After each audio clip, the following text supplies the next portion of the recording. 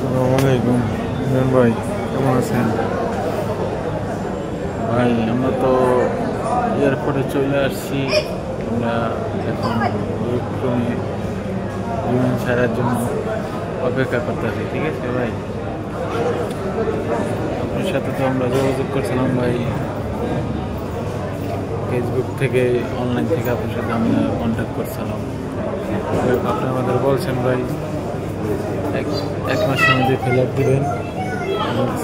আপনার 25 দিনের মধ্যেই ভাই ফিল আপ হয়ে গেছি আলহামদুলিল্লাহ। সবাই এখন আনন্দ উৎসবে অপেক্ষা করতেছি বিমান ছাড়ার অপেক্ষায়।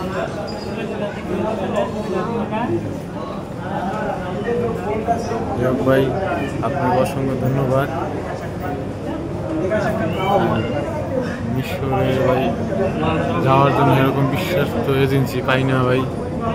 আপনার মাধ্যমে আমাদের যোগাযোগ করার পরে আপনার মাধ্যমে কাজকাম করাইলেন, দ্রুত করাইছেন ভাই।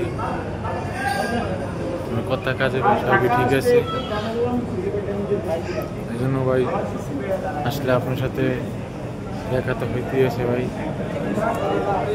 আর সবার উদ্দেশ্য একটা বলতে চাই, গান্ধী যারা শ্রমিক আছে,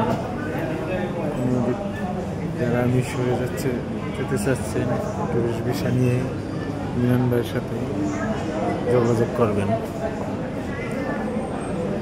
এই ভাই যে এই জায়গায় check in room, check in করার পরে চেক ইনের সময় মানি ব্যাগ, মোবাইল, টাকা পয়সা সব, জুতা, শুধু প্যান্টটা রেখে সব খোলাই আমাদের চেক করাইছে ভাই।